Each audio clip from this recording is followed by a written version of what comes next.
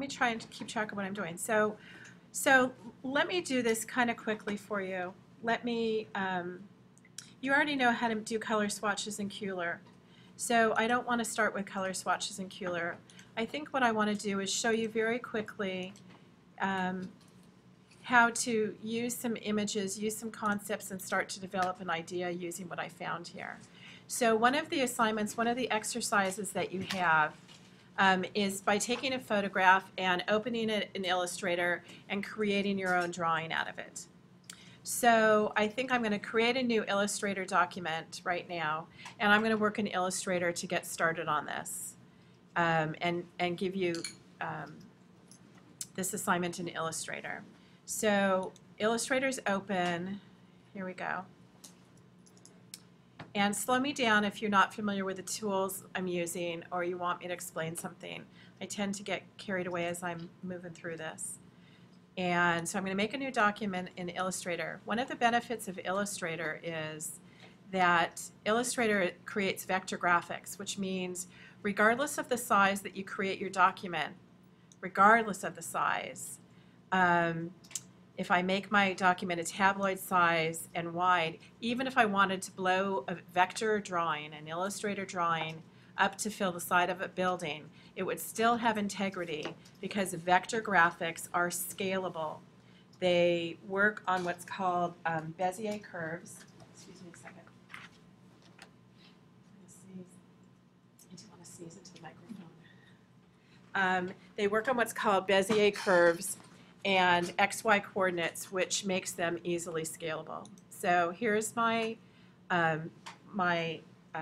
Illustrator page, and it looks like it's exceeding the boundaries of our capture here. So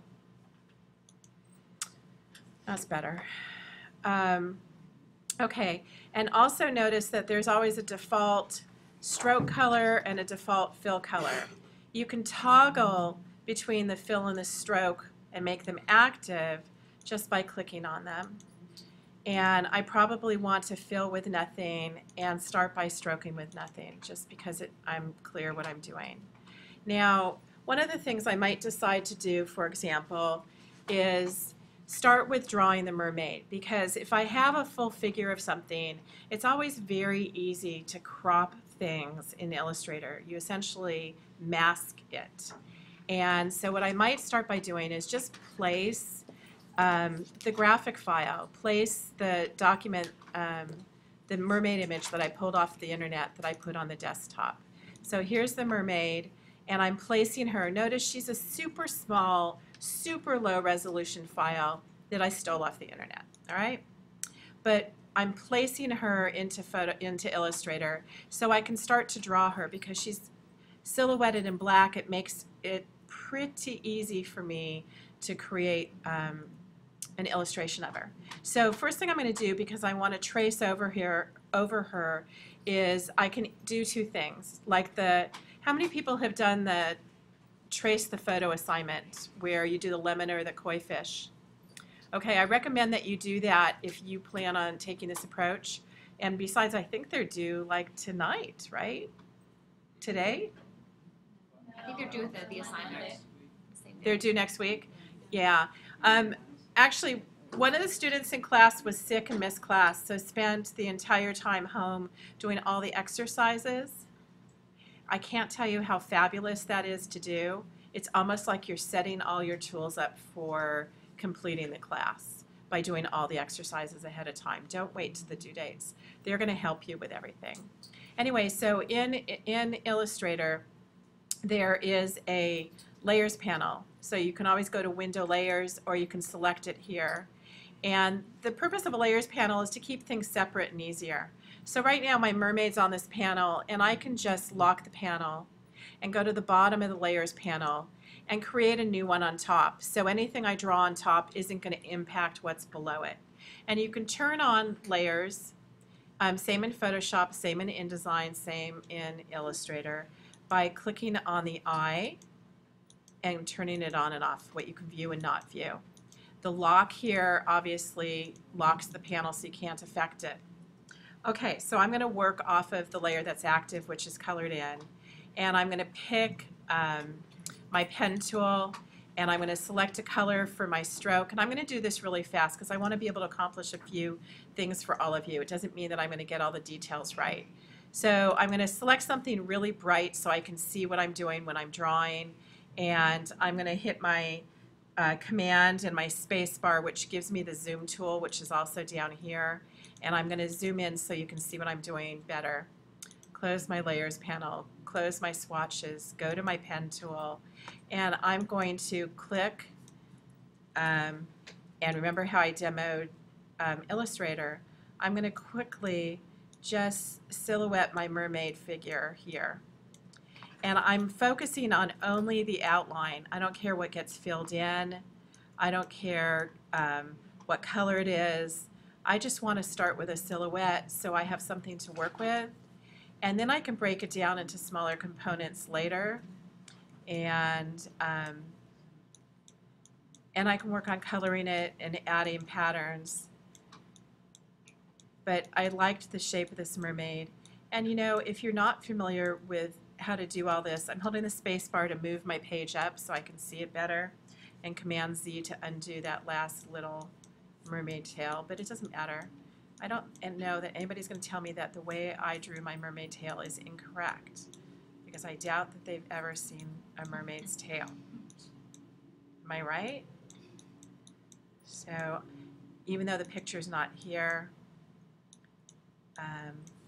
I can draw the mermaid tail like this.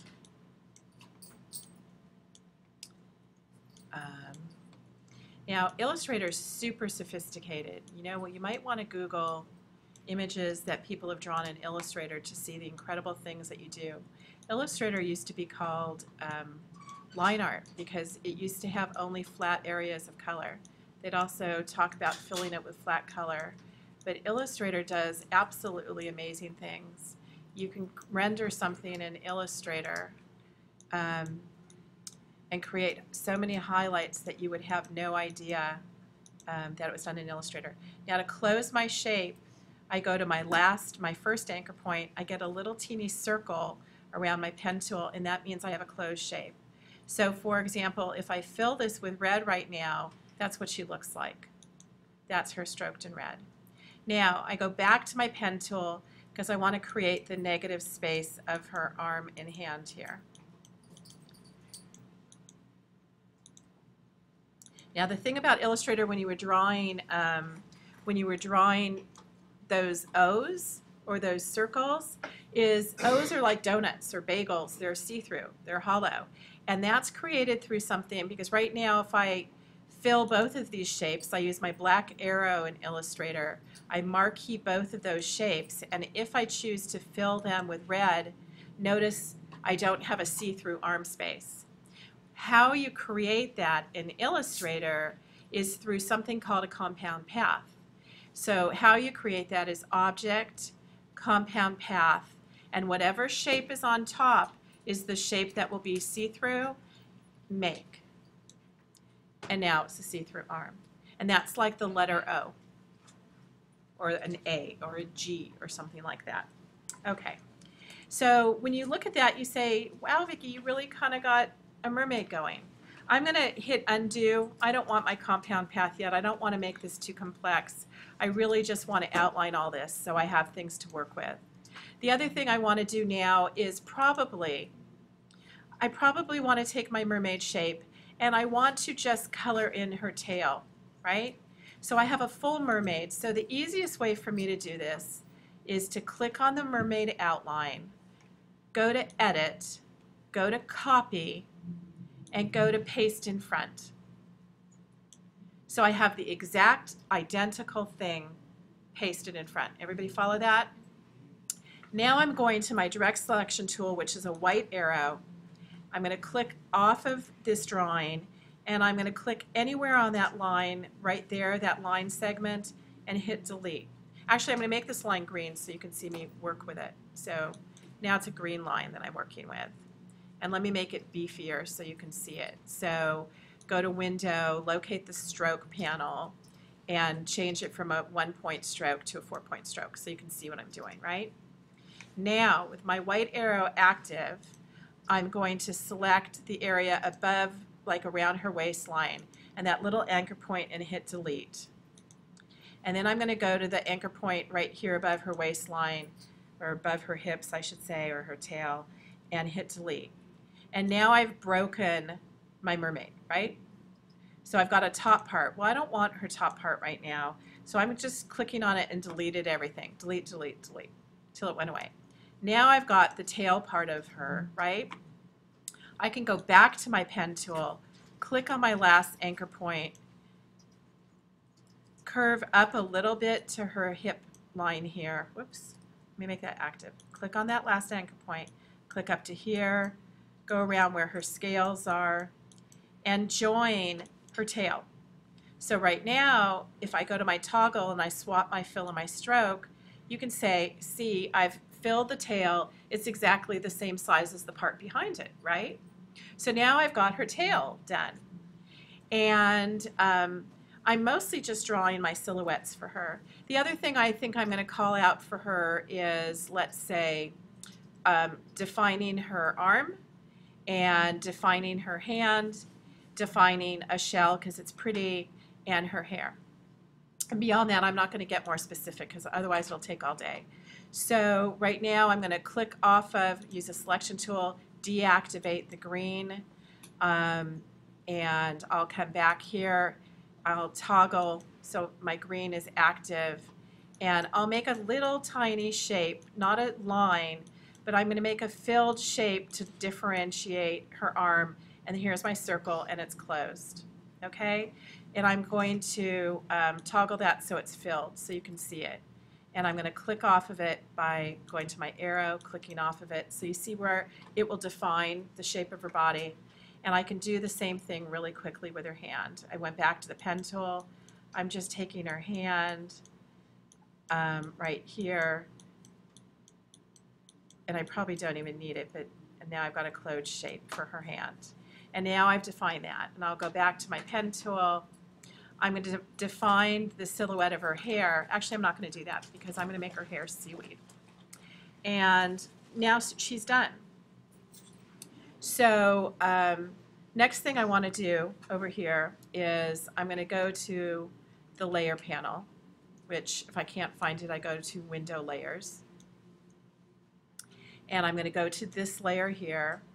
I'm holding my Shift key down to move my page. I'm going to lock my top layer, unlock my bottom layer. I'm going to go to File, Place. I'm going to locate the seaweed because I want to draw it. And it's huge. It's a huge file compared to the mermaid. So I can go to my Scale tool because that's active. Go to Scale, hold my Option key down, and get this window, and let's make this like 20% since it's so big. I want you to see it on the screen. Okay? And again, I can lock this layer, go work off the top layer where I'm doing drawings, go to my Zoom tool at the bottom of my Illustrator file, and I'm going to do this super fast. So I'm just clicking and dragging and creating some kind of flowy shape of seaweed. And it's green, so it didn't make it very easy for you, did it? Go to my color palette on the bottom, on the top right, and here I've stroked it again. Go back to the pen tool. I'm going to start another shape of seaweed. Okay. And you can also go to the brush tool right here on the far right, and there's many different brushes. I can load brushes if I want, show calligraphy brushes. And let's see, there they are, show calligraphy brushes. And I can adjust my brushes. I know I'm doing this super fast, but I can make a brush here and adjust a calligraphy brush, and now go to a brush, and I can paint my seaweed instead of drawing it. And you can start to explore how the brushes behave and so forth. So you get the idea. If I do that, I really don't even need that photo as a guide for it. So let me come back to my mermaid over here. And let's do this. I want my hand shadow and my arm shadow to be a group because I want to be able to control them at the same time. So using my black selection tool, I'm going to click on the arm shadow, click on the hand shadow, go to object, and I want to group them. All right, I'm going to use my calligraphy brush. Actually, what I want to do now is stop, and I want to start building color that's real color. So Zoe, this is your mermaid. Miriam, it's your mermaid. What color is your mermaid? What are the two color palettes we're going to use? Teal and purple. Does that work for you, Zoe? Yeah. Okay. So that means your seaweed's going to be like teal. Okay. All right. So I'm going to go to my color panel here. I'm going to tear it off, and I'm going to open all my color things so you can see them. You get a color panel, you get a color guide, and I'm going to get one more thing called swatches so you can see them all. Okay? I'm kind of making a mess on my screen, but you'll see my point. So I can do this in Illustrator. This is a really fast way for me to get a color. So maybe teal might be right here. Does that look like a good teal to you? Good enough, right? Probably is ugly on the screen, but it's really pretty on mine. Oh, you can't tell. It's really pretty on my screen. Okay, so what happened is, because I pulled out this color guide, so if you go to Window, Color, there's a color guide also. There's also a swatches.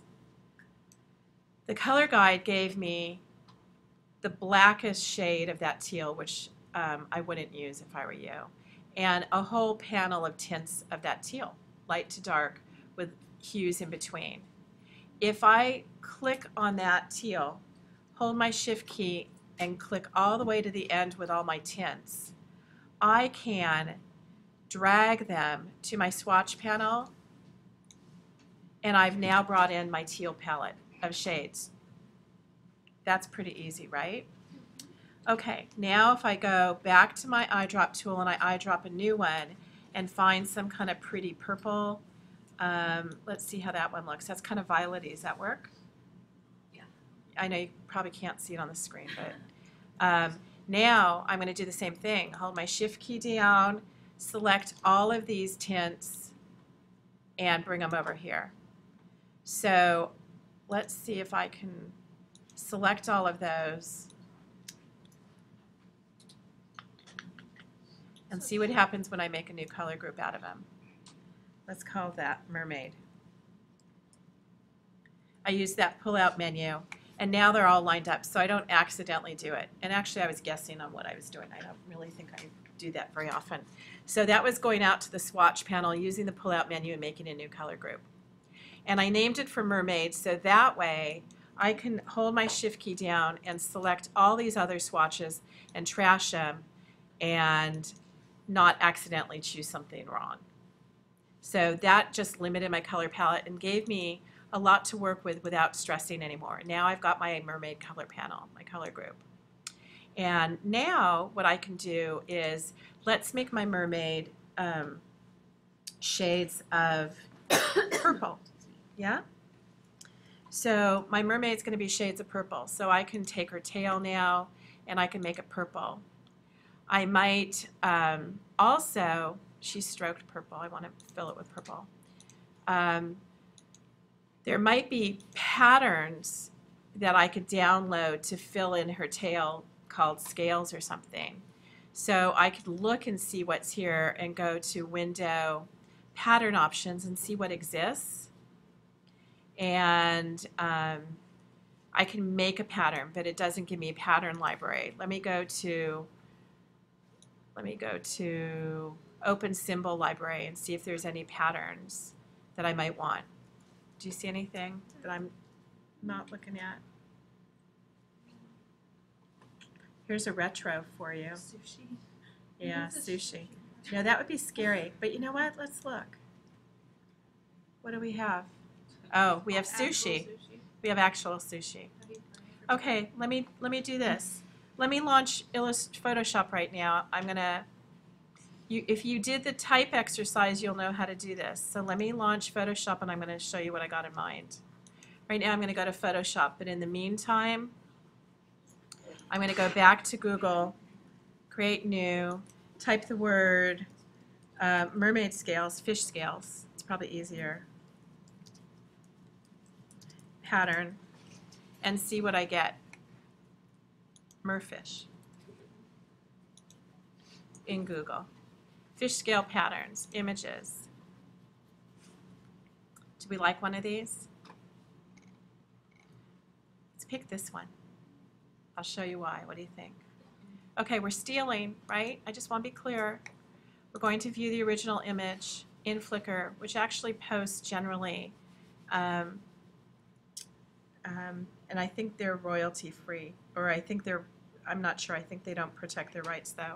And I'm going to save this file, and save image as, and I'm going to call it scales, and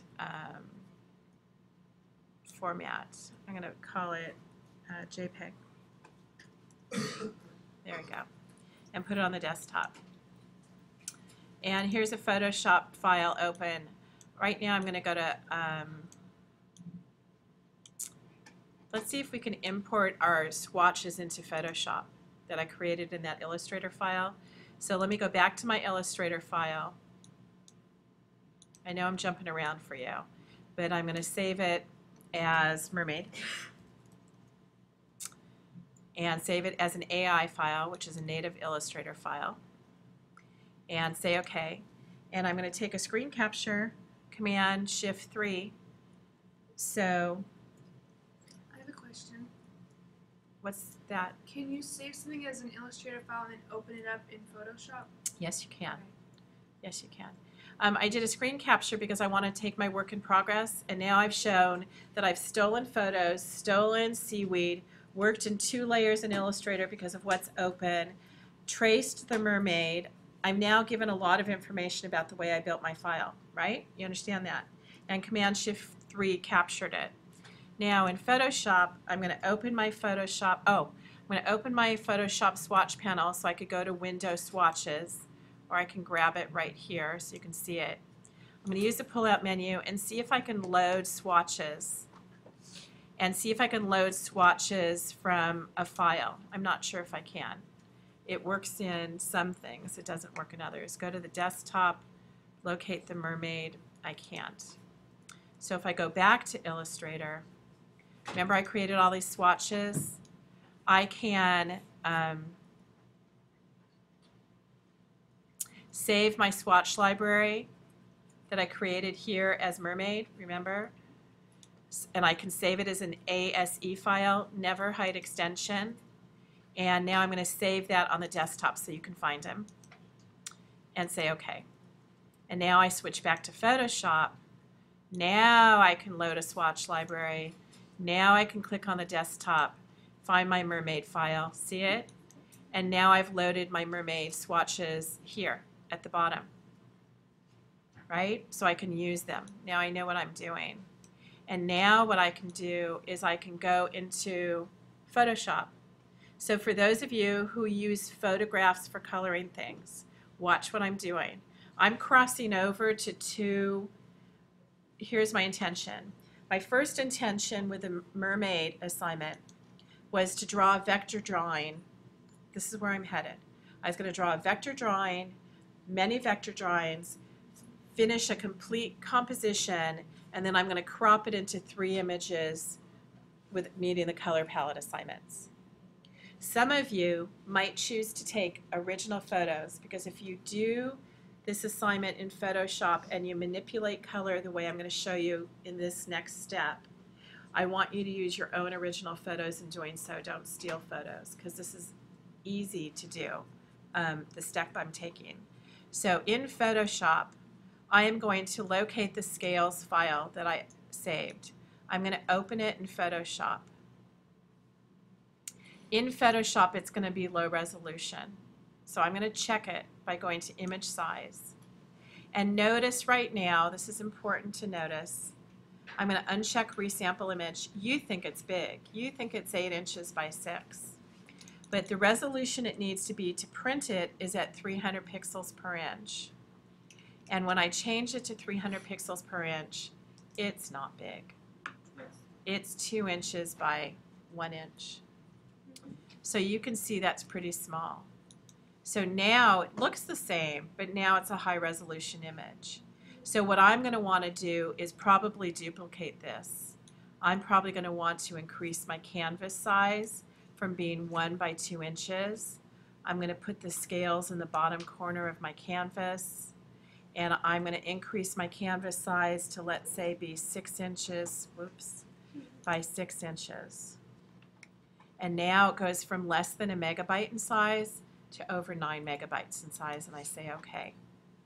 If I hit Command 0 or I go to view at 100%, I should be able to view it smaller. All right, so I'm going to make it fit on my screen. There we go. It's down at the bottom of the screen. There we go. So I can now, again, I'm in Photoshop, and Photoshop has layers too. Let me show you layers in Photoshop. Right here you go to Window Layers, and here's my Layers panel. And this is a background layer, which means that white would print. To get rid of the white background, I can double click on it, make it a layer, not a background. I can use a tool in Photoshop called the Magic Wand tool, which is hidden right here. And if I click using the Magic Wand tool anywhere on the white area, it selects everything that's white. Does everybody see that? And now I can delete it because I don't want white. And now I can go to Image. I can go to Select, and I can go to the inverse selection, so not the old white area, but the scales area. And I can select the scales area. It's marqueed them. They have things called marching ants. It's called an active marquee. Books will refer to them as marching ants. It's just a dotted line that's moving. And you can go to the Move tool right up here. All the tools are highlighted.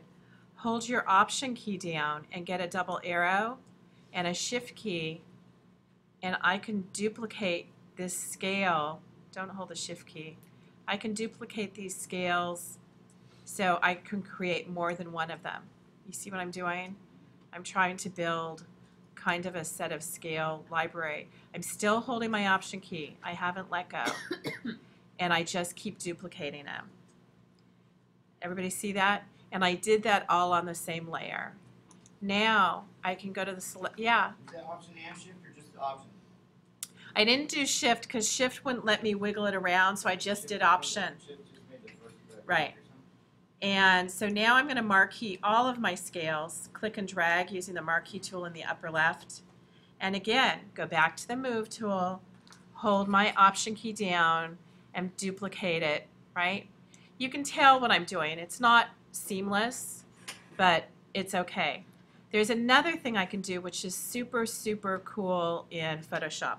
So I'm hitting, and Photoshop has levels of undo, but it also has history. So I went to Window History, and I can go back to where I changed my canvas size. Actually, make layer Magic Wand and clear. I can go back to that step and check this out. This is amazing in Photoshop. I can select all this area that was white, that I deleted the white, and I can go to something called Fill. This just occurred to me as the better way to do it. There's something called Fill, and in the Fill tool, I can fill it with color in Photoshop. This is only in Photoshop, no other software. I can fill it with color, foreground color, background color, any color. I can fill it with patterns that they give me, defined patterns like that. Or I can fill it with content aware that Suzanne's all excited about up front here. Yeah. She's squealing with delight right now. And let's see if this works. So content aware, and I click OK, should find the scales and hopefully emulate them in all that empty space. So let's see what happens. I'm guessing. It's magic if it works. Any questions? So much better than what I was doing, right? Are we just so excited by that? Okay, now here's the part about colors, all right? So this is still those tones of gray which don't meet our color palette or our criteria. but I wanted to make a lot of scales that we could work with here.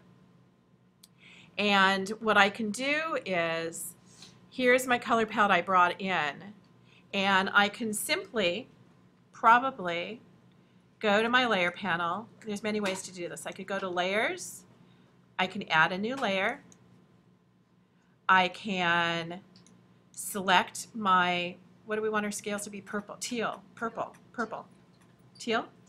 But we can't blend her colors yet. I need an all purple mermaid to start, right? Because I need one color of my drawing is going to be all purples. Another color of my drawing is all teals. The third part can be the combination. So I'm going to keep her purple for now. So I'm going to make her scales the deepest purple, right there. And I'm going to go to, on this empty layer, I'm going to, with my purple selected, go to Edit Fill, no longer Content Aware, fill with the foreground color. The foreground color is the one that's in front. Say OK. Oh, oops. Let me deselect this. Let me select all. Command A is select all. So I've got that whole square.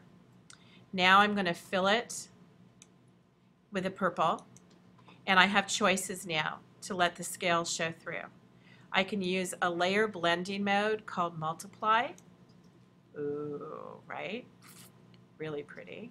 I can change, instead I can go to normal and I can make my purple have a lighter opacity, which makes it a tint of the purple sitting on top of the silver, which still gives me purple scales.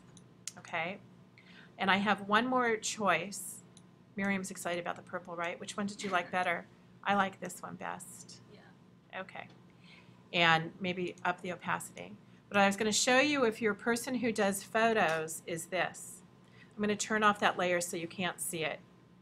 And I'm going to duplicate my base layer by dragging it to the layer panel so I have a copy of it, so I don't lose my original gray one.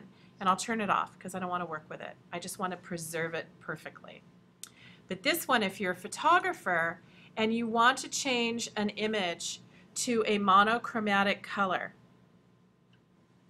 this isn't very good to show you with. Let me show you with something different. Let me open my mermaid image that we stole off the internet, right? I tell you that so you know what you're always doing.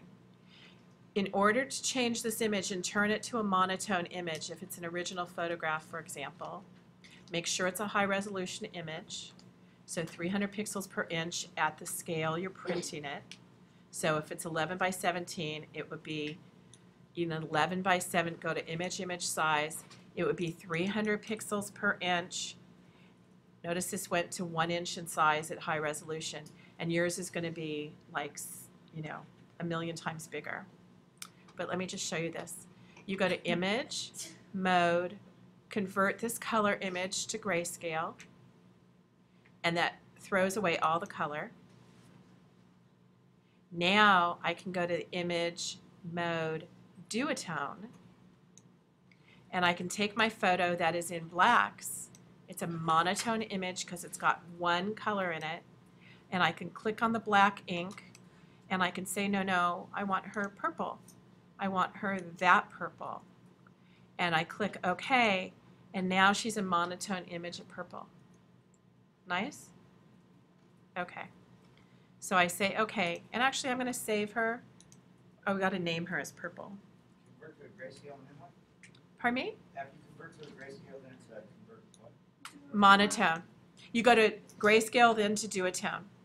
Okay, and now I'm going to save her, and I'm going to show you something I can do. Okay, so let's call her mermaid purple. I've walked away from our Illustrator file. I'm digressing, okay? But I'm showing you a different approach. Now I'm going to do something different. Now I'm going to go back to image, mode, duotone, and I'm going to make her mermaid teal, okay? And I'm going to find teal. Good? Probably looks bad on the screen, right? Yeah, it looks really green. Yeah. Okay. Trust me. Okay, and now we're going to call this teal. Say OK. And now I'm going to save her as a different file name. Oh, by the way, again, Command-Shift-3.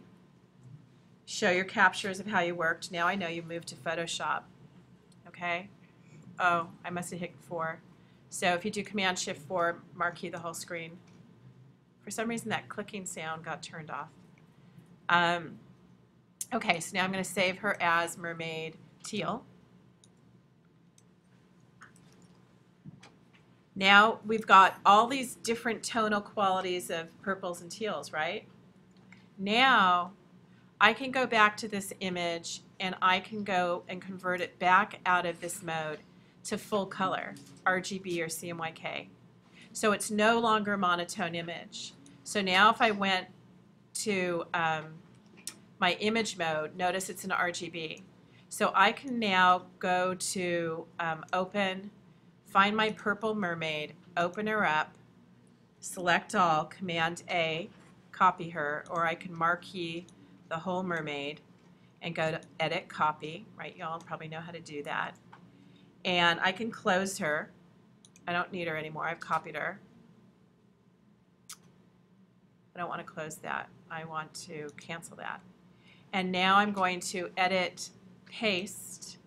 So I now have a blue mermaid on the bottom and a purple mermaid on top. And I can use my eraser, for example. And actually, I can use my magic wand and select that dark purple background, right? So click on my magic wand and it selected everything that was dark purple.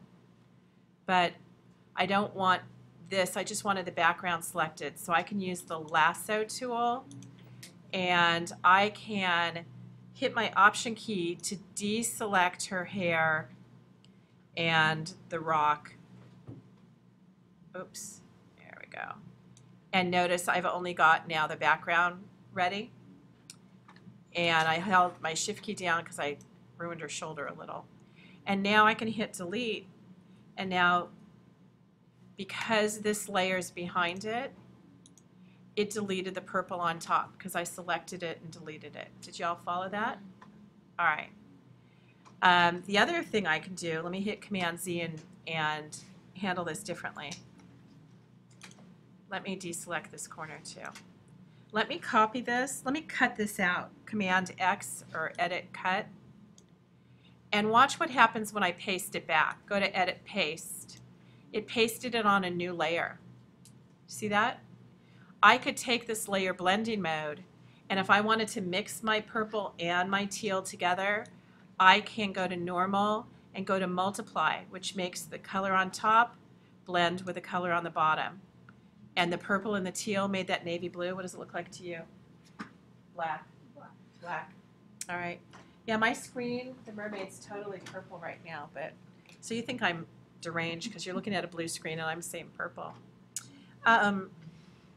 But when you see the video, you'll see it, hopefully. Then the other thing is maybe what I decide is I just want her scales to show up as teal. So if I go to my purple layer and I start to use my eraser tool, which has a brush size to it, and I just erase over it, I'm eliminating, so it sees through. Let me hit Command-Z and show you. Here's my eraser tool. My eraser has a brush size of 13. I can increase the size of my brush, big, right? I can decrease the size of my brush, for those of you who don't know Photoshop. I can also make the edge of my brush super soft and diffused, or super hard edge, whatever I choose. I think I'm going to leave it hard and leave my brush at a little smaller so I can control it. And then the other thing I'm going to do is come back here and I can change the opacity. Let me blow this up. I can change the opacity of what I erase so it doesn't all disappear. So I'm only going to erase like 50% of my color. So right now I have a little 50% tint of the purple left. And that's the blended color right here. Now, what I can choose to do is maybe erase 100% now, go back to my brush size, make it a little smaller, and control what I want to erase here, but it's too hard of an edge for me. And if I hit my bracket key, bracket up, I can make this bigger, right? And erase all of that. And I can bracket down to make it smaller so I don't lose the tail. But the other thing I can do is I can soften the edge of my brush, and look what happens when I go to my softer edge. It diffuses the edge. It might be too subtle what I'm doing. Is it too subtle for what you can see? Okay, so you can see I've got tonal qualities. So you can start to play with something, for example, by creating layers. Like right now I can make her shell blue. And here I've created a mixed color image, right? So that's in Photoshop. What I've shown you is something called adjusting your colors by going to grayscale to eliminate all color. Then we went to, I discarded color, it's grayscale. Then we went to a color mode for duotone, and then we applied any color we wanted. All right? Everybody follow that? If I wanted to apply 2 colors to her, I can change monotone to duotone, and I can blend the purple together. And now you can see what happens when I've mixed her purple as a duotone. Did it change color for you guys? Okay. So that's monotone and duotone. So let me come back to, let me close her up because I don't need to save her. That was just a demo. And again, that was showing you how to convert something to a monotone or duotone. Right now, I'm super happy with my purple scales for what my purpose is. And I'm going to save this as a PSD, a Photoshop document for scales, which lets me work on it in the future. If I save it as a JPEG, it will flatten all my layers and I can't adjust it anymore. All right, everybody follow that? I got to take a breath. Any questions? Is this helpful? Yes. Okay. All right. So now I'm going to close this. It's saved as a Photoshop document. I'm going to go back to Illustrator, and I'm going to turn this off. So we just pretend I don't have any photos behind me. And I don't really need seaweed. We're just going to assume my seaweed's, I'm going to draw it. And let me enlarge my mermaid right now. And I wanted to keep her purple because I want to make her monochromatic, so I can work with her monochromatic. So right now, I'm going to do something called clipping mask. So in right here, I have her tail active. Right now, what I want to do, let me zoom out for my mermaid, and let me make her bigger. So I'm marking the whole thing. I'm going to the scale tool in Illustrator. I've switched softwares. I'm holding my shift key down. I clicked on the point of origin, holding my shift key down and blowing her up. I can blow her up and nothing happens to her resolution because it's a vector drawing. Okay, now one of the things I can do for her, I'm holding my shift key down to move her so you can see her, and I'm deactivating it. I'm going to go to File. I'm on this mermaid layer. I'm going to place that scale graphic. That was purple. It's 29 megabytes. It's big. I'm going to place it, and I'm going to move it on top of her tail. I made her a little too big for it. So that's okay. It'll be okay. We don't want to blow this up because right now it's at its optimum resolution. There we go. Now I can bring the tail forward. So I clicked on it using my selection tool. Here's the tail. I'm going to go to Object Arrange. I'm going to bring it to the front. Y'all with me? I'm going to hold my Shift key down and select both the tail and the pattern, the scales. I'm going to go to Object, Clipping Mask, Make, and I put her scales in there. That was fun, right? That was really fun. All right. So now I've got a purple mermaid. I'm going to go to this green area here. I'm going to make that the darkest purple to define her. And I'm going to go to her body right here, and I'm going to make her skin tone light purple. I'm going to select all of her and get rid of that awful red stroke that I put on her and fill it with none. And I've got a pretty good looking mermaid. I'm also going to take that, remember that little, if I go to view outline, remember this shape here? Now I want to make that see-through. So now I'm marking and I'm selecting that shape and the mermaid body. And so they're both active. Let's go back to view preview. And let me go to object, compound path, and make it a donut hole. So now when you look at that, do you know it's a mermaid still? Pretty much, right? Now all I really need to do is go to my brush, go to my paintbrush tool. I could go to window and brushes and see what choices I have in my brush panel. I can use the pullout and open the brush library and see what my choices are. And they can be anything. Or I can show the calligraphy brushes, which are right here. Let's try this calligraphy brush. Oh, that's a charcoal feather. I don't want that. They don't have very many calligraphy. Here's a calligraphy brush.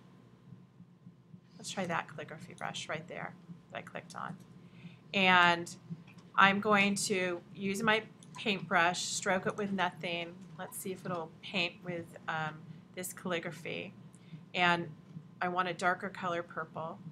So close that, darker color purple, and here's her hair.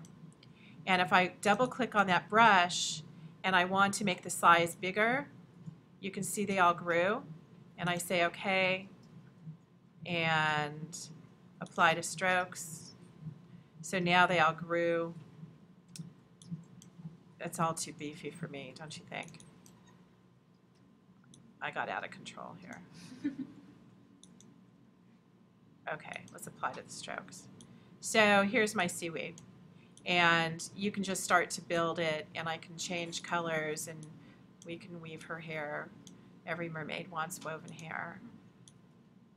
And deeper strands. And so she's a purple mermaid. Does she look like a mermaid?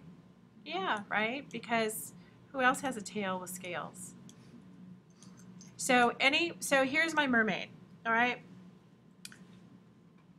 Now, let me show you a couple other things. You already learned about a clipping path here, which is really pretty nice. Let's say this is the only thing I chose to draw. Let's say I got super detailed into my mermaid, right? I can do this. I can, in Illustrator, take my mermaid, select all of her. You can group her so she's one shape.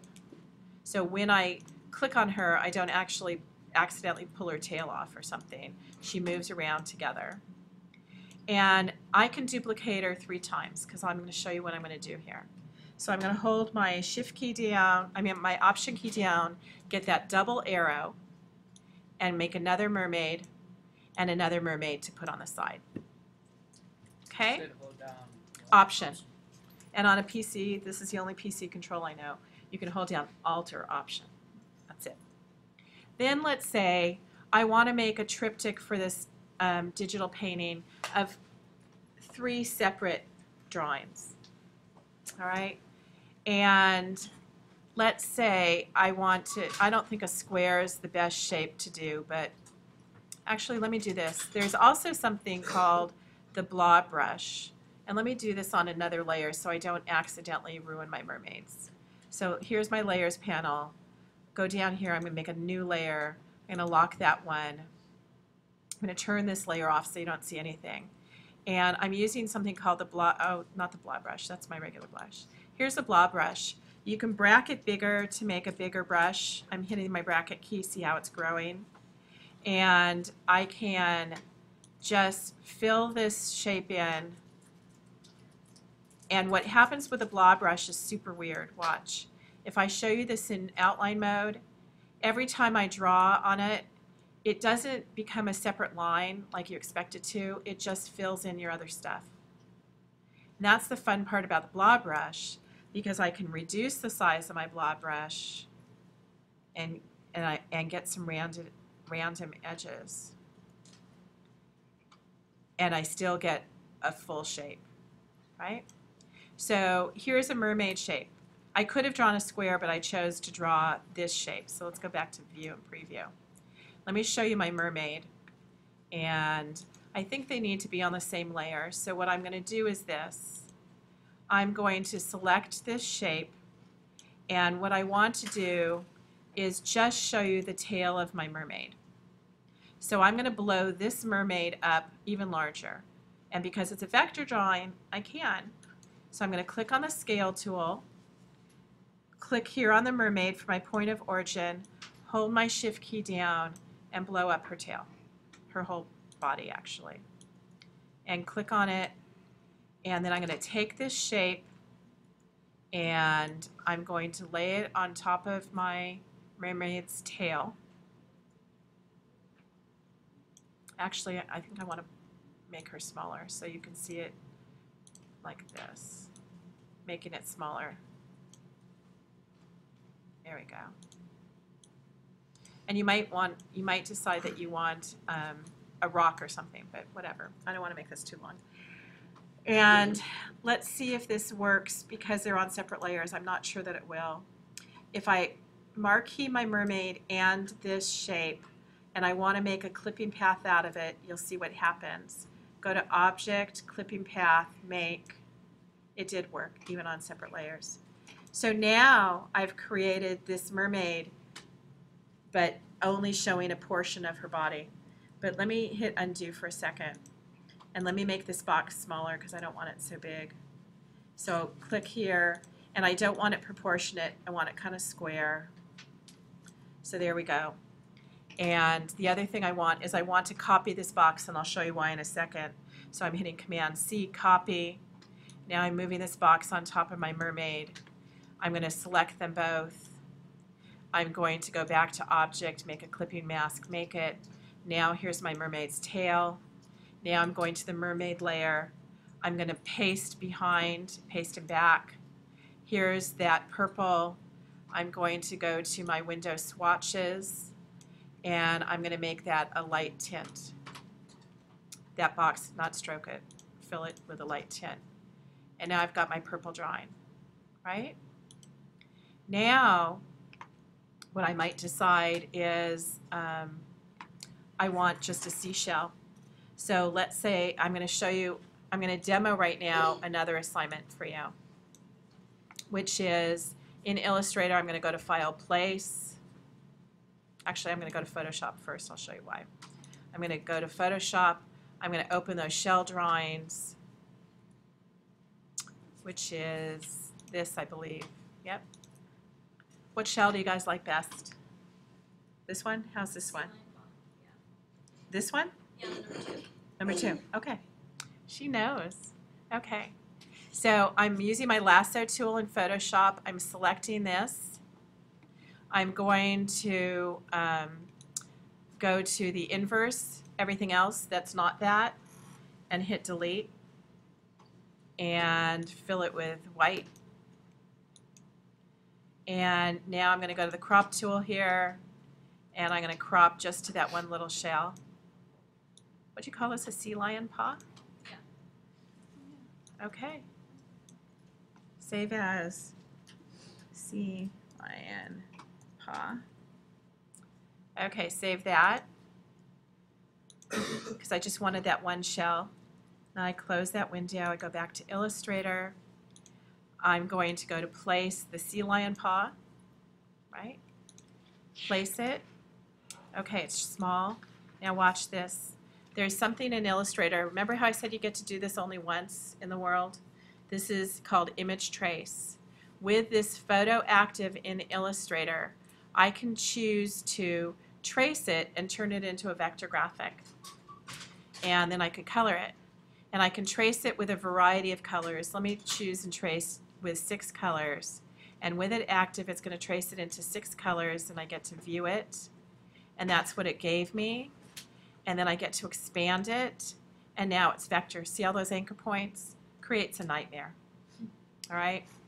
And right here, I'm going to select the background and essentially delete it. And one of the easy ways to fix this one is to ungroup it. Click on it, go to Object, ungroup it, because it's always grouped.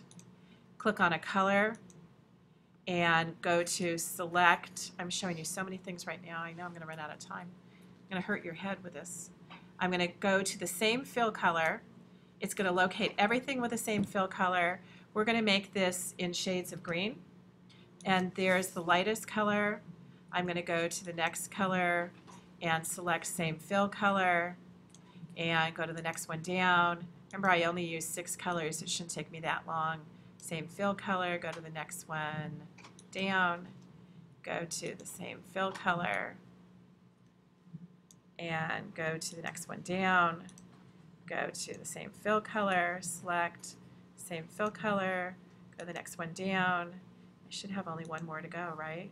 Select same fill color, go to the next one down, and now I've got a green shell. That went pretty fast, right? Didn't have to draw it. So now, because it's a vector graphic, I can go to my scale tool, I can blow it up, and I can group it, object group it, and I can copy it, edit, copy, take a screen capture as you work. I can go to edit, paste. I can go to my rotation tool. I can click and rotate. I can go to the scale tool and make it a little smaller. I can go to my selection tool, hold my option key and duplicate it, and I can go to my rotation tool and I can rotate it. I could go to window transparency and I can make it at 50% opacity. I can go to object arrange and send to back.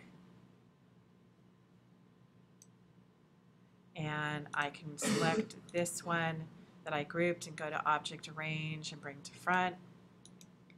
And I can go right here to my purple, hold my option key down, duplicate that background. Whoops, not my mermaid, I wanted my other one. That background. Duplicate it, move it over here. Maybe make it that super deep teal. No, I don't like that, do you? And go to object arrange, send to back. There we go. And take all 3 of my shells and make them larger and make them exceed the boundary of the box because I think it's cool, maybe. And how am I looking so far? Can I have a question? You bet. Can you go over again how to make an image of vector graph? A live trace? Yeah, live. Yeah, I'm not going to do that. You know why? Because if you want to know, you're going to go to the exercise called How to Make a Photo, Live Trace, I think it's called, How to Make a Photo of Vector Graphic or something like that. It's one of your exercises, and there's a video for it. And if you watch it and do it, then you will have completed the exercise quickly. It's super easy. Does everything I just did, and you'll have accomplished something. How's that? It's very simple in the sense that all you really have to do, I mean, just to be easy on you, just to be fair, is you'd go to File Place, or you'd open a photo. You'd open, here, let me show you the mermaid. Actually, so I am showing you. I am showing you. Here you are. You open it, you place it, you go to Image Trace, and there's many pull-down menus to choose from. But I really do suggest you do the exercise first, because then you'll have gotten it done. And watch, here's 16 colors of mermaid, and now she's a vector graphic. And let me zoom in on her. Now she's a vector graphic. You see what happened to her? It's super cool. And the only reason you can only do this once is because it makes really insane files, and you have to expand her. which will turn her into her vector. But it makes super insane files. It's really cool, but it's very hard to color. And it's way too easy for you. I'd rather you learn other tools. See, right now I can start to separate out my mermaid and get rid of some of this background craziness. Do you see what I'm doing? Yeah. But you get, it's kind of like it's a one-shot deal when it comes to live trace for your assignments. The best use of live trace isn't finding an image and just live tracing it. The best use of live trace is to find an image, live trace it, get rid of all the nonsense that you don't want, and use like a certain portion of that image, if that helps you. Take care of you? Okay. Okay, so let me zoom out. So right now, let's assume my composition's 11 by 17. What I might do is now marquee these two here and scale them down. Click in the corner, hold my shift key down, and scale them so I have room for my third composition, right? And now how you can combine this, for example, is now, for example, maybe what I decide to do is get rid of that mermaid. And now maybe I go into this mermaid and I start to add rocks to her and finish the composition. So maybe now she's smaller and I find a one of my shells that I put in here, or I find fish that I combine with my second colors. So let me take my background here to the mermaid.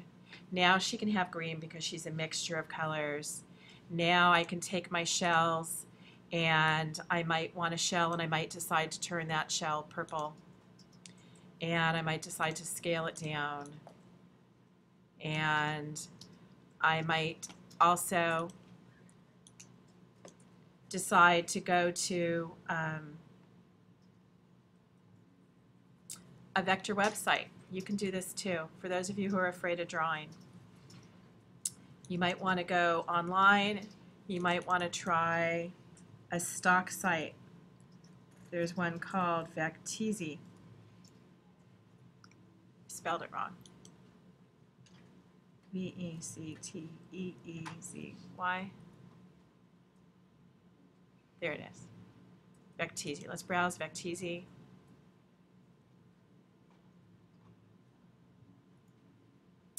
And let's search fish. Oh, spelled it wrong. Can't see in the dark here. Okay, and I like these fish, don't you? And I can download them for free. Vecteezy's free. Watch out, there's lots of ads which are going to try and sell you things. And this went into the work folder, download folder, damsel fish. I'm going to double click on it, which should give me an Illustrator file. I'm going to drag the Illustrator file to Illustrator. I'm going to open them, and let's view them in outline mode to see how they're built. They're pretty straightforward, right? Go back to preview mode, select the fish, copy them, Command C for copy, go back, close them up, don't save them, paste them here, Command V, and perhaps select the black in this one and make it blue, select that one, make it purple. Also, this is what I recommend, don't put black. Black is not a color you want. Make that eye, whoops, make that eye, the black eye purple and the purple blue. But notice that they're see-through and you might not want them to be see-through, so you can also do one more thing. I'm going to show you one more tool in Illustrator. Holding my Option key down, I'm duplicating the fish, and notice what I'm doing. I'm deleting that compound path on the fish because I want my fish to be, let's say, a light shade of that green. Object arrange, send it behind the other fish, send it back. Look at, found something. Delete that. move it back, and now my fish is not going to have object arrange, send to back. There we go. So now my fish won't be see-through. Same thing here. Take this fish. Let's say I want the inside of this fish to be white and not see-through. Duplicate it there. Click off of it. Let me ungroup it. Object. Oh, this has been made into a compound path. To undo a compound path, it's made into a compound path because I couldn't ungroup it. See, there's no ungroup choice. So I'm going to go to compound path and release it, which is going to let me grab just the background of that fish there and move it behind it. And I'll fill it with white. You can use white in this. And I'll go to Object Arrange, Send to Back. I'll try it again. Object Arrange, Send to Back. Why isn't it working? All right, now maybe I have to ungroup it. There we go. Now I ungrouped it. There. Let me move it here. Let me take this fish and put it on top. And I can't see it because it's white. Go to Outline. Here's my busy little fish. Put it on top. Object Arrange, bring to front. Now I'll select them both. I'll view it in preview mode. There we go, right? So now I can select both these fish. I can make them tiny. Hold my shift key down. I duplicated them. I didn't mean to do that, but I did. Let me group this one because it's got that background piece. Let me go to Object, Group it, so the background's with it.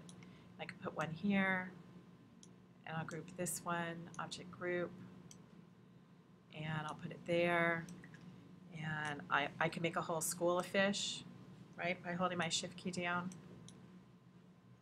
And I can change the opacity of the fish so they're in the background, and you can hardly see them because the water is all wavy. How am I doing, you guys? Is it helping you? Mm-hmm. Okay. All right. So now let's just say I'm done, right? Let's make this a light purple because I prefer it. And let's look at my final drawing. So what I find here is that stuff's kind of floating. So maybe what I want to do is go to my artboard tool and make my artboard a little smaller, tighter, so I don't have such floating space for my final composition. And I don't know, how am I looking here? Angle down. What, James? See, there's a little angle down, maybe move the bottom one or the middle one down. Okay. For you, James, I will do that. Tell me when. Click there. Okay. And over to the left. Yeah. Wow, perfectionist. Nice. Nice work, guys. Tell me when. Yeah, now to me with the artwork. Now. Now. Crystal Wait, says how are you now. doing that? Okay, and now I should center them all, yeah? Because remember that ta-da business? Remember that? All right. All right. So there we go, right? You get the idea. So we've done a lot of things here, which is actually pretty exhausting. We have drawn vector graphics, which means we've used the pen tool like the exercise of the koi fish or the lemon called How to Make an Illustration from a Photo. I think that's what's called, something like that. And then tell me your name again, I'm sorry. Matt. Matt asked about live trace, which is the assignment is called How to Make a Photograph of Vector, an Illustration, a vector graphic. That's another exercise, which is what we did for the shells. We learned how in Photoshop to work in monotones and duotones, right? So, and with photographs, we learned how to manipulate them. I don't think I saved that last one. I didn't. We learned how to manipulate them by layering them in colors. Let's see, what else did we do? We learned how to make a clipping mask. Yes. We learned how to change transparency of a shape. So I could draw this purple, make it green, and go to window, transparency. This is an Illustrator. Would work the same thing in InDesign. And I can change the opacity of it, which is a beautiful way to blend. You know, if you decide that you're an artist and you want to paint in here and you want to grab a brush, and let me do this here, and you just start painting with blue. And then you decide to change the opacity of your blue. And you decide to change the brush size. Or you could do this with a blob brush. Remember, that's the one that adds stuff. But and you just start to do this and you change the opacity again, 90. And you choose to paint and explore the brush tools. It doesn't have to be representational. You can do an abstract design. But it needs, that's how come I like to direct you to what your message is. What are you trying to say? Which is why when you consider what your overall message is for the class or your portfolio, it'll help give you direction so you don't flounder. Because otherwise you can go swim around on the internet or do drawings and randomly represent things. What is it you want to say? You know, for example, if mermaid is your theme or the ocean is your theme, maybe it's about the earth and maybe it's about different environments on the earth. So maybe one of your illustrations or one of your projects is focused on the ocean, and one of your projects is focused on the mountains, the other is focused on insects or leaves or trees, and maybe it's just all about the environment. What do you want to say and how do you want to represent it? Sherry talked about appliances and kind of a 50s retro theme. What you should do is you should start to look and Google images on 50s retro. I have about 100 of them on here. My problem is they themselves, I mostly looked at old ads for appliances, but they themselves are already illustrations, because back then they were done by illustrators. So what I'm trying to figure out is how do I, quote unquote, steal that and make it my own, but it's not really a photo, it's a scan of an illustration.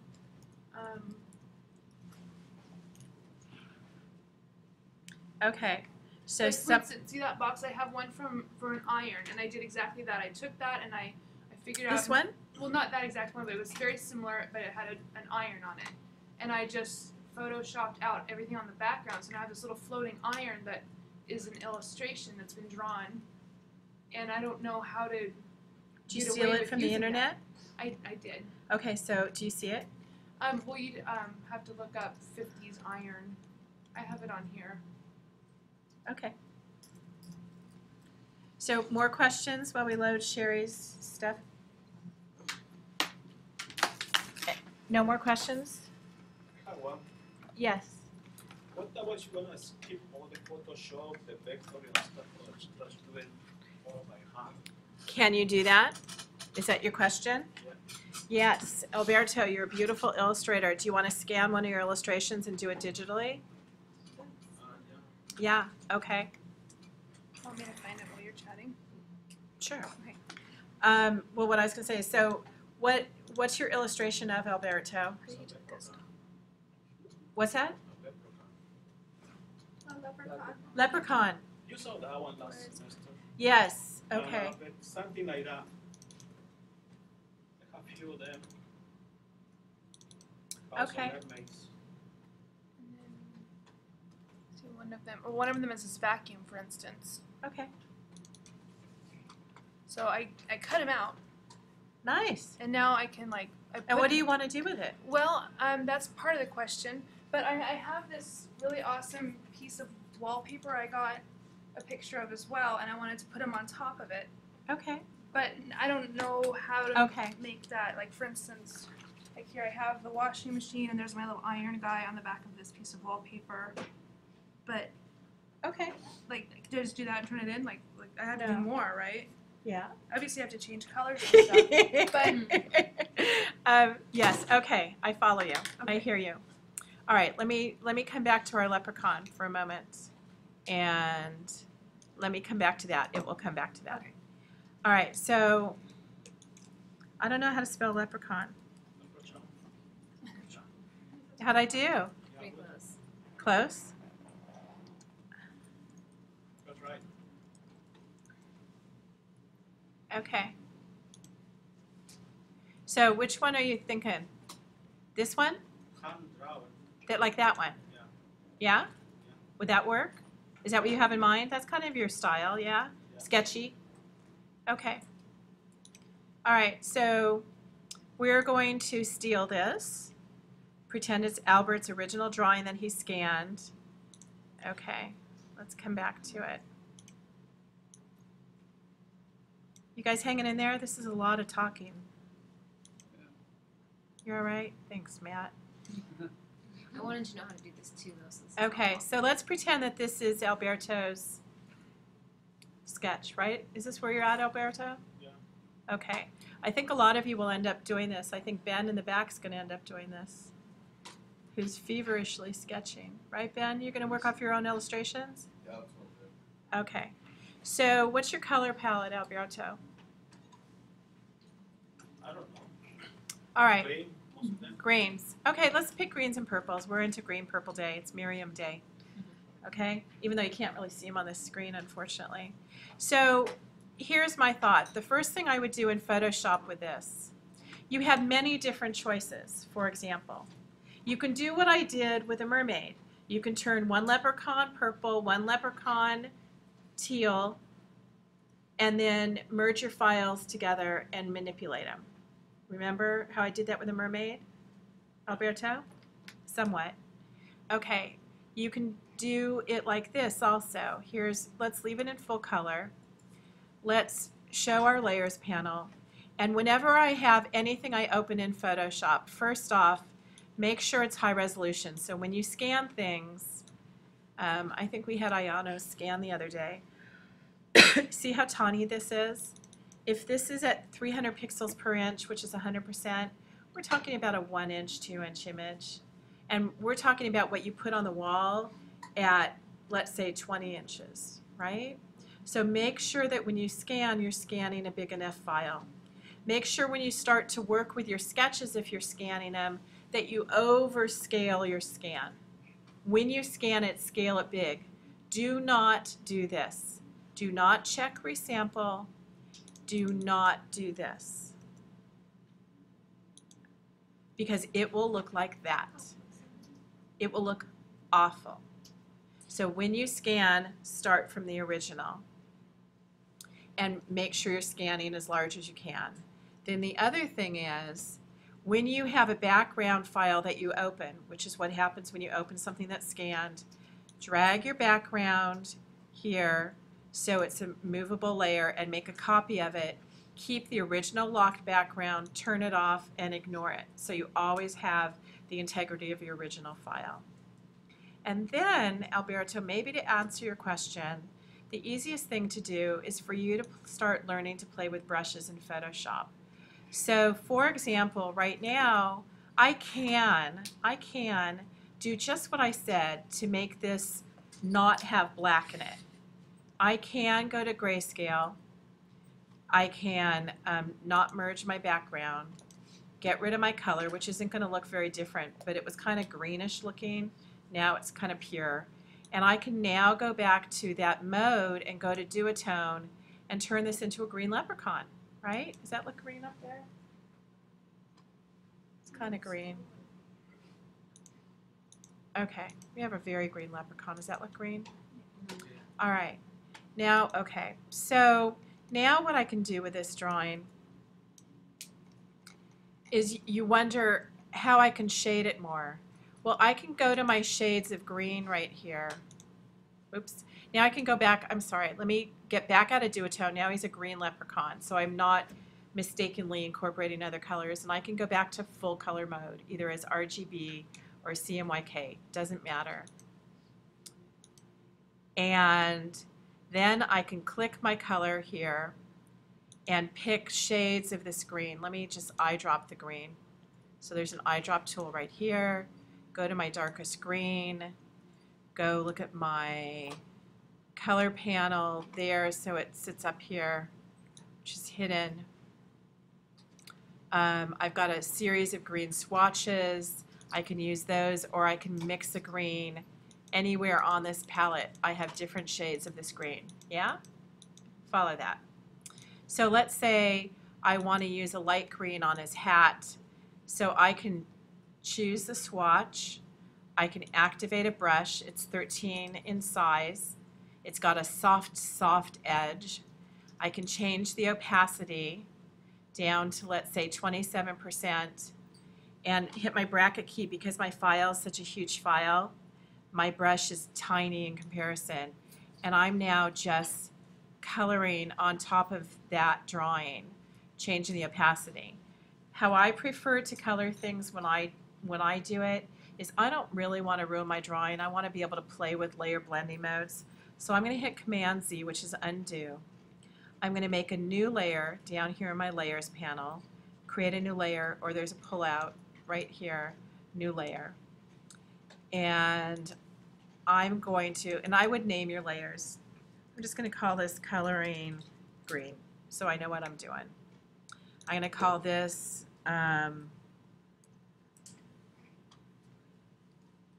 leprechaun, so I know what I've got. I go back to my green panel, and now I don't even have to change the opacity of what I've colored. I can just color that whole hat just like that. See the soft edges? I can clean off the soft edges by changing the hardness of my brush. Look how hard my brush edge is now. See the difference? And what I could do to this layer blending mode, instead of drawing with an opacity, I can change the opacity of that. I can also have it multiply, which means overprint the hat below. So it's duplicating the image, and I can play with the opacity. So I can adjust my color however I want. And I can go back here and pick a darker one, and maybe what I want to do is go back, hide that image, go to my leprechaun image, come back in here, decide that my leprechaun brush, go to my brush, which is going to make it much smaller, and decide that I want my leprechaun to have a bigger underlip, a goofier smile, and a mustache.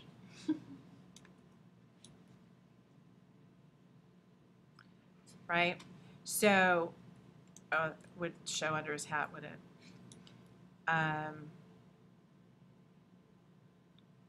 There. And Command 0 lets me zoom out. But you can see you can start to enhance it and draw, and what you'd probably want to do is start exploring brushes and colors and just draw in Photoshop with it. And you might make 3 images or different portions of images. Does that answer you? Yeah, I know how to use a little bit of brushes, just very hard to just get the picture or scan it and put it to. Scan it and put it in here. You scan the picture, and then you would just go to File, Open.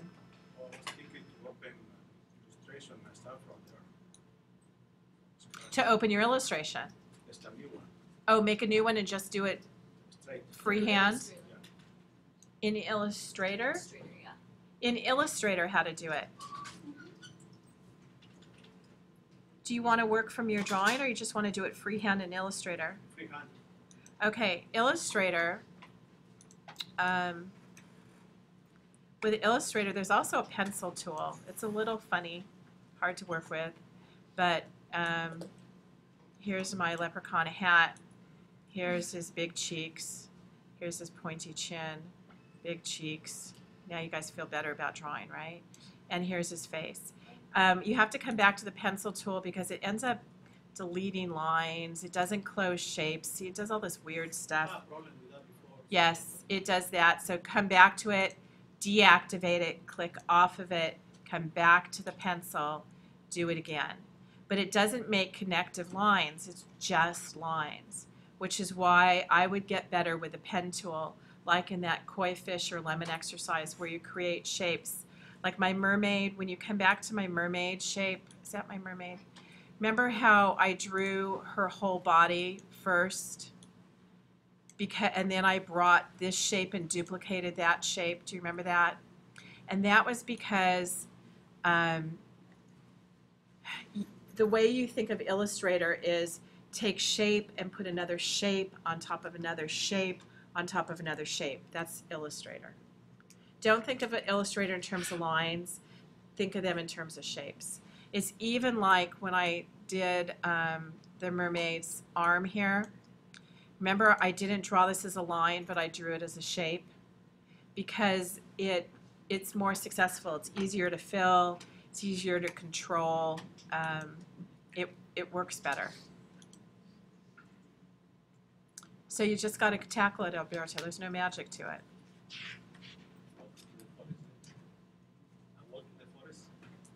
Yes. No, you walk through the jungle. Right, Alberto? You walk through the jungle. You had such a nice phrase. Okay. So so any questions about what we did with the mermaid here? All right. Then I'm going to take on Sherry's adventure. So your question was, when I'm in Photoshop, let's close our leprechaun, you file, open recent, vacuum. You don't know what to do with this. Do I understand you correctly? Yeah, I have a lady that I've also gotten the same way, and I cut her out, and I was gonna put her in there with it or something, but then I just don't know what I can get away with as far as stealing. I'm not an artist. It doesn't matter. Steal Okay. away. But I mean, so that is a stolen image. Do I need to alter it any more to? Absolutely. Well, obviously the color. No, absolutely. Okay, so I guess that's You my need to question. redo it. There's so much detail and shading in it. Well, that I can't really you don't trace need it to be. You don't need it I to like be. the detail and shading. What you like is probably the highlights of it. Mm-hmm. All right. So let me show you this. I'm going to show you lots of things today, but you guys must be exhausted. Yeah. Yeah, I know. I'm exhausted. I don't blame you. All right. Let me show you something kind of fun. Let me open your vacuum. I'm thinking about how to do this.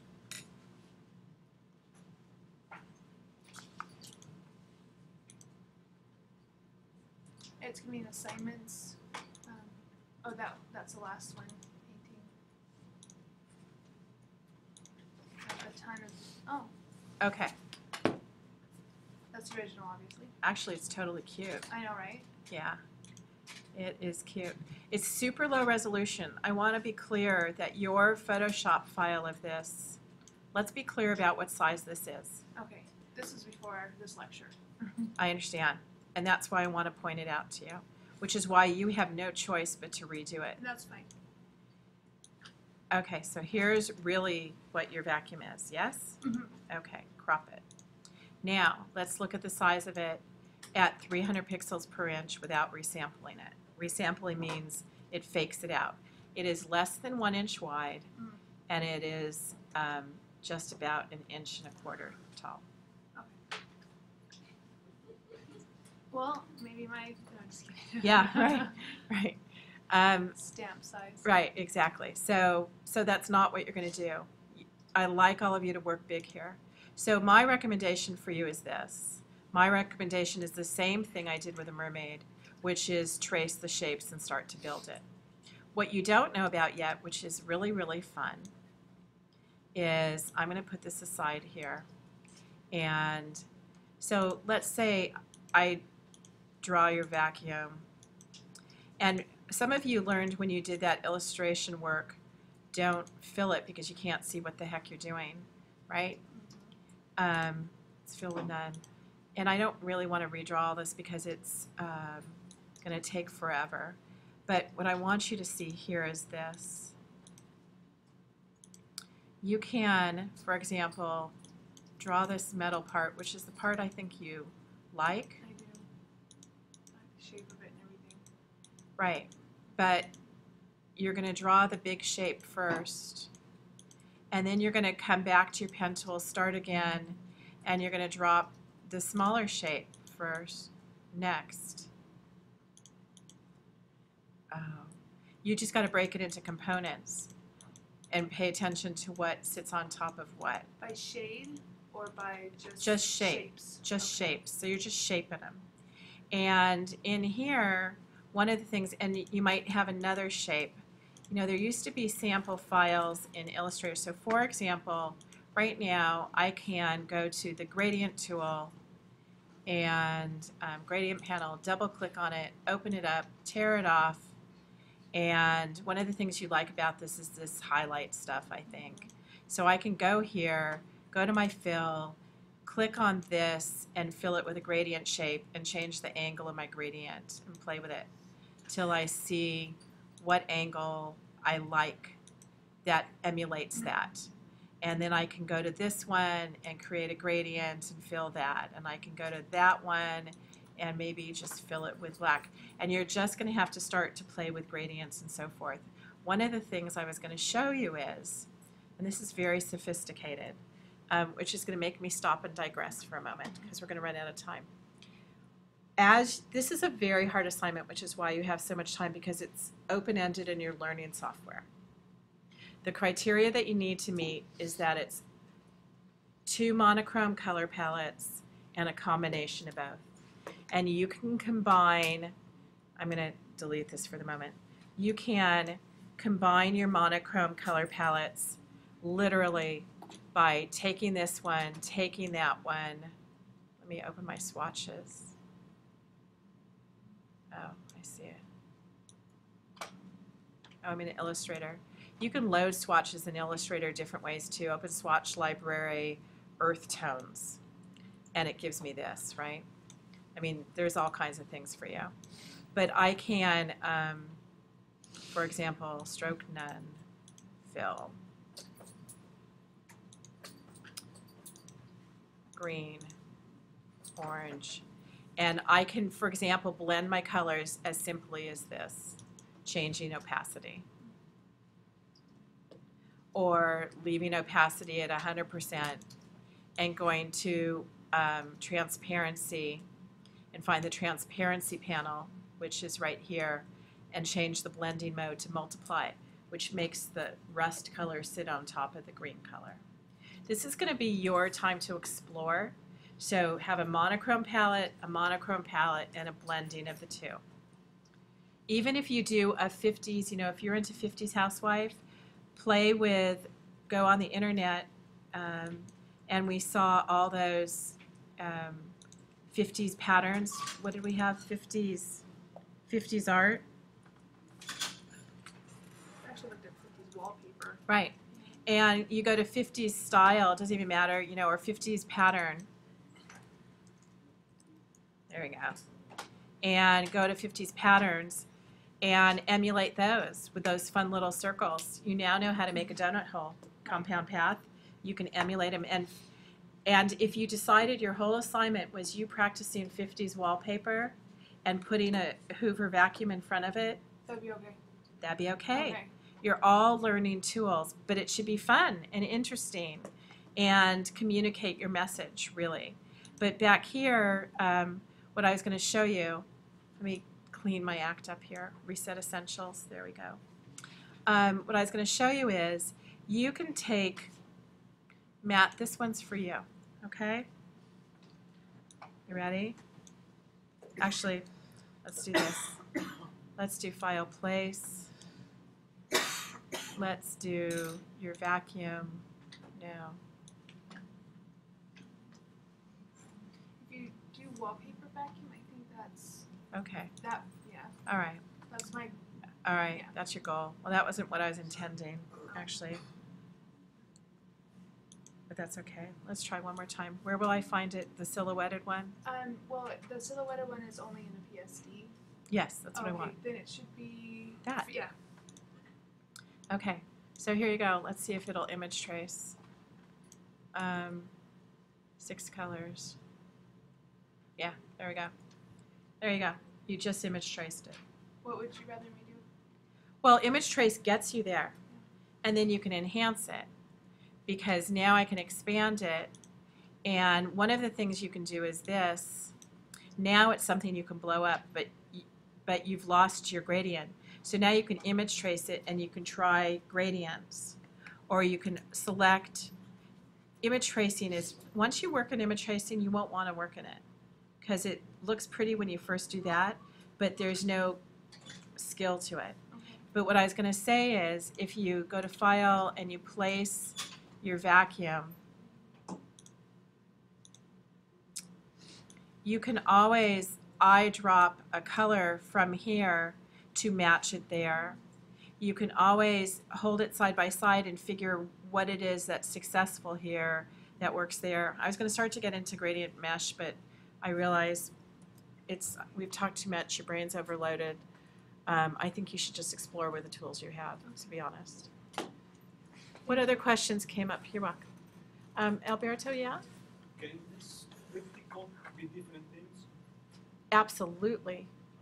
It can be different things, yes. Julia? So we can't use black as one of our colors for the. You can use the darkest value of the color you chose and everything in between, but not black. Unless black is one of your colors and then shades of gray is one of your colors. I mean, is that color family.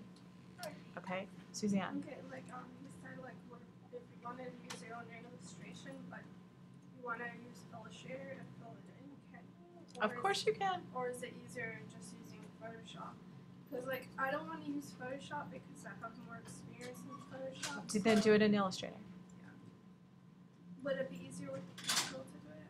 Because that's what my plan was. Try the blob brush to fill it in. The what? Blob brush. Blob brush. Here's my blob brush. Oh, blob. Blob. But you were saying blob. I know. Here's my color. Let's see. Here's my blob brush. Here's my blob brush, which is in white. So let me change that. Let's toggle this color. Here's my blob brush. Here's my blob brush. Bracket key smaller. Here's my blob brush. Bracket key even smaller. Here's my blob brush. Bracket key even smaller. If I don't feel comfortable with a pen tool, I could blob brush my way right through this vacuum.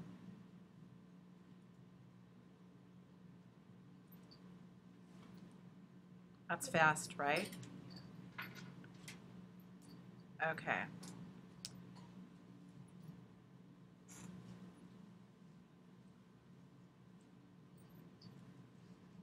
And then take my little blob brush and make it super small. And here's my electrical cord. And my prongs. There you go. You know, it doesn't have to look photo perfect. It can be abstract and funky. What other questions? Crystal. Can you take one picture, like I had a picture of like a mouth, lips with makeup on it. Can I take that and divide it into 3? You betcha. And then do You colors could call for it a each day.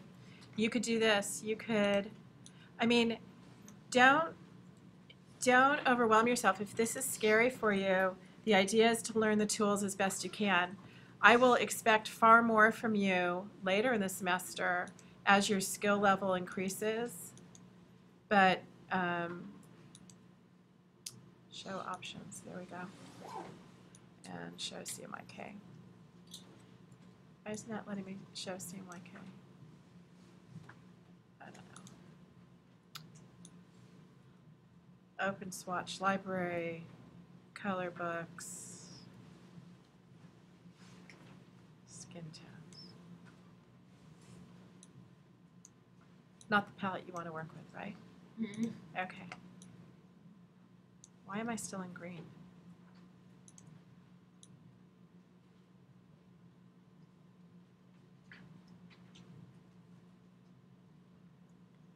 If you want this to be it, right? Mhm. And I was thinking of dividing it into 3 this way. Vertically? Yeah. Right. Okay. So we're going to copy this once. Copy it. Okay, so I've copied it. Here's my clipping mask. You want to make it into parts, right? Yeah. Yeah. Here's my clipping mask. It's on top of the lips. Can you hear me back there? Apparently not, right? And make a clipping mask. There's one part of the mouth. Okay. Here's Command F is paste in front. Here's a different part of the mouth. Here is a clipping mask. Make. I was thinking if I made it in Illustrator, just one big mouth, and do Yeah. all these layers and stuff with it, I could cut it into 3 and then change the colors for each layer. That works, right? Just like the mermaid. Yeah. Other questions? Julia? When we make the panels, pretend 17 was our longest and all 3 fit there. Could one be like 3 inches, one 10, and the other one 3? Like, could you do it? Yeah, go big. They don't look at. They could be 17 by 17 though. I mean, they could be 11 by 11 and But you they can don't have to be 3. equal. No, they do not have to be equal. Oh. Matt, you had a question? What's an easy way to create a border? For, Anything. I'm going to give you a smarty answer. There you go. But okay, around What do you- like What do you want to say? around the whole image, the whole artboard. If you want to create a border because you want it something pretty, you mean like corners or what kind of border? Just like a simple white border or black border. A line? Oh, okay. If you continue to work in Illustrator, Around the whole artboard. right, around the whole artboard would be take a rectangle and fill it with nothing and stroke it. But if you use black, it's a color. Yeah. So you don't want to use black, but you can stroke it. And in Illustrator, there's a stroke panel. If you can't find it at the top, you can go to Windows Stroke, which is the same thing, meaning for a line. And there's a pull-down menu. You can stroke it as much as you want. What about getting the dimensions like exact? Like Right Like- here with this active, you can go to View Information, usually. Do you see information? Show info.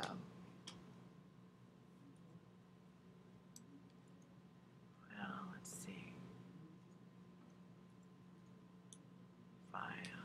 I think also when File you click it, it gives it a height and width. When on it's the very active? top. Do you see it? No, it's not right now. You go to document setup, Pardon me? document setup. No, not in this one. You know, I thought it showed 2, but maybe we need more layout. Active. There it is, here. So I'm in the layout mode. And down here under transform, when it's active, it tells you the size of it. So right now, I could change that to be 17 inches wide and 11 inches tall. Do you see me clicking in the box down below? can't see that. Oh, so what I did was I made it active and I typed the size I wanted it to be here. What was the box down below? Oh, it's called transform. But also, I think probably more accurately what you're really asking me is, can I make this box, without measuring it, can I make it active? So I can click on my box tool, I can hold my option key down, and I get a dialog box. And now I can make it, I think this is what you're asking me, 17 inches. Let's make it 16 so you can see it on the screen, or 15 by, let's say, 9. And now I've got this box here. Is that more what you're asking me? Yeah. For the measurement? Right, that's what you can do. Wait, so how does that pop up, the dimensions? You pressed, I just went to any shape I was drawing, like the circle. I held my option key down and the box comes up. All the control dialog boxes in Illustrator will show up for you when you click your option or alt key and then you just click on the screen, whatever dialog box you need. What I do want to digress with for 1 second is you're going to teach yourself some new skills. Like I showed you lots of things today. I have 10 minutes before class ends, and are there a lot of questions left? Any questions left? Okay, then let me just show you this for a second, because this will save you a little bit of effort. you do have a midterm in this class, and my experience is that it's every student's favorite midterm they've ever had. Can you believe that? But I don't see it here. Okay, let me just log in really fast. Is that a question over there? What's the question? Yeah, question? Oh, no, it's Primera. Oh, okay. I want to log in. I want to log into Moodle again.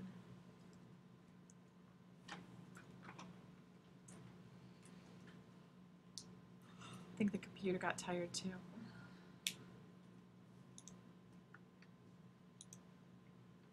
I'm going to introduce you to your midterm because as you work, you're probably going to do things that you might want to do for your midterm.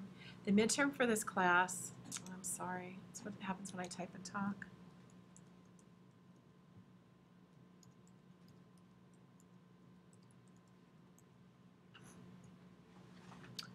Okay.